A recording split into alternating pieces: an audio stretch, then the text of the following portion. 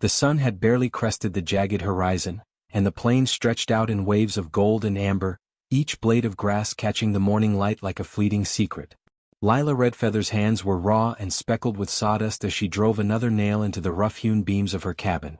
She paused, chest heaving, inhaling the crisp air that carried the scent of pine resin and distant smoke from a neighboring homestead. The hammer in her hand thudded against her palm, yet she welcomed the ache. Every strike was a testament, a quiet rebellion against the whispers of the town, that she was too independent, too headstrong, too alone. The breeze carried the faint hum of insects, the soft rustle of prairie grass, and beneath it all, a whisper of unease that she could not quite name. She set the hammer down and leaned against the frame, eyes scanning the endless horizon. That solitude was both a balm and a burden. The silence of her cabin allowed her to think, to breathe, to build a life that was entirely her own, yet the emptiness pressed against her ribs with every passing day. A sudden shadow flickered across the edge of the rising sun. Her pulse quickened. Footfalls, deliberate and steady, echoed faintly over the dry soil. Someone was coming, and her instincts bristled as sharply as the prairie grass. Caleb Thornridge emerged slowly over the crest of the ridge, a silhouette hardened by years of wind and sun. His hat-shaded eyes that held storms of memory, yet when he moved, the weight of grief seemed tempered by careful restraint. At 30, he carried both the strength of his frame and the weariness of a heart that had been scorched by loss. He paused at the cabin's edge, leaving a small bundle in the dust. A loaf of bread, a water skin, nails wrapped in a cloth. Lila noticed the offering, suspicion and curiosity tangled in her chest. Pride wrestled with the flicker of hope. Who was this man who lingered at her threshold without demand, without expectation? Days unfolded with a rhythm as quiet as the prairie itself. Lila worked, sweat glinting on her skin, while Caleb lingered at the edges, always careful, never intrusive. At first, their communication was minimal, a nod, a word here and there, but the gestures grew into an unspoken language. When a roof beam threatened to collapse under its own weight, Caleb's hands steadied it with a gentleness that startled her. She met his gaze, and for a fleeting heartbeat, the world beyond the plains seemed to vanish, leaving only the sound of their breaths and the soft snap of timber settling. Evenings were the slowest, most luminous moments. Lila would sit outside, carving a small figurine from a piece of fallen cedar, while Caleb built a fire. The flames flickered across his face, illuminating scars and lines she would never have noticed in the daylight. He would leave small gifts, a sprig of wildflowers tucked into the cabin door, a sharp knife honed and left near her workbench. Each gesture was a question wrapped in humility. Each return glance was a silent invitation to trust, though neither dared to speak the words aloud. The prairie watched over them, infinite and patient, while the tension between pride and longing thrummed in the spaces they shared. One afternoon, a wind stirred dust into miniature storms across the plain. The distant murmur of the town reached her ears, carried on the gusts like a chorus of judgment. "She softens," someone said, "letting a rancher close." The words struck her with the quiet force of stones thrown at her feet.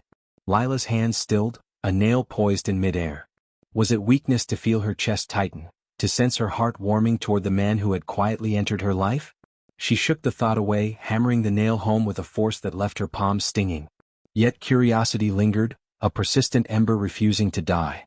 Even as town gossip whispered over the wind, an unexpected danger arose near her cabin. A small fire, bright and greedy, flared at the edge of the dry brush.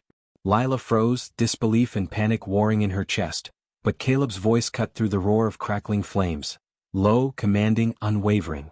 Together they worked, him shielding her from falling embers, her hands steadying the cabin walls against smoke-stung eyes.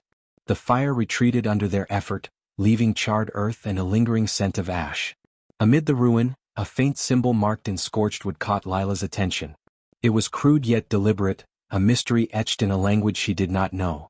Someone had watched them. Or perhaps she wondered it was a warning. Night descended in a quilt of indigo and starlight, and the world felt both immense and intimate. They sat side by side near the dying embers of the fire, the scent of pine mingling with smoke, and spoke in quiet fragments of memory. Caleb's story unfolded in measured sentences, revealing wounds he had carried in silence. Love lost too soon, a life of solitude imposed by grief.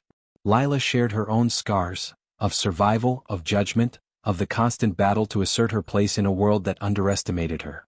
Each confession was a brushstroke painting them into one shared canvas of understanding.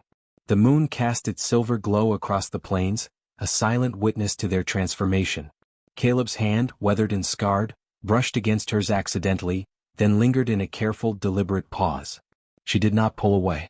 The gesture carried 1,000 unspoken words, the promise of quiet devotion, the acknowledgement of a fragile hope. When he finally offered her a small pendant, carved from cedar and smooth as river stones, she understood it as more than a gift. It was protection, respect, and a subtle invitation into the life he had built in solitude. Her fingers traced the intricate lines, wondering whether this delicate symbol marked a beginning or a question too fragile to answer outright. Weeks passed with a rhythm both gentle and insistent. The cabin took shape under Lila's skilled hands, while their bond grew with gestures rather than declarations. A smile shared over a repaired beam, a quiet laugh at a misaligned floorboard, hands brushing as they carried supplies, each moment forged an intimacy that words could not capture.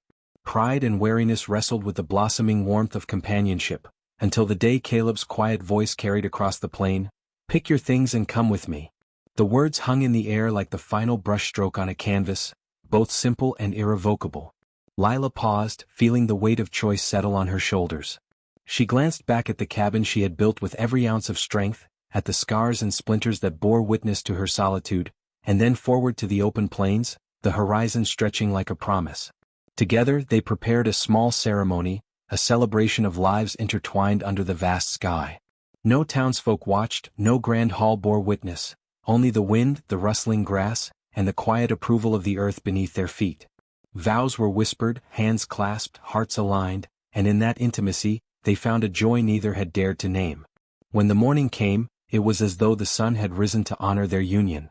They rode side by side across the plains, the cabin fading behind them into a landscape etched with labor and love, while the prairie stretched infinite before them. Lila felt the stirrings of something deeper than freedom, a sense of belonging, of dignity earned, and of a life built not from solitude alone but from the gentle grace of connection. Caleb's eyes met hers with a softness that had never existed in the world before, and she understood that love could be patient, subtle, and resilient.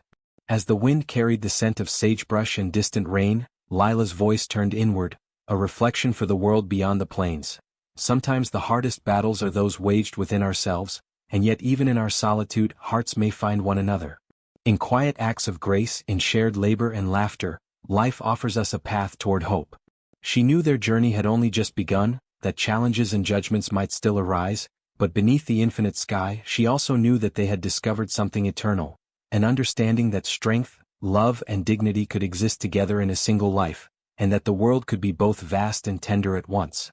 The plains stretched endless, whispering secrets in the wind, and as they rode forward, Lila felt the pulse of possibility thrumming beneath her hands, beneath the hooves that carried them toward sunrise, toward the life they had chosen together, and the quiet promise that every dawn held a chance to begin anew.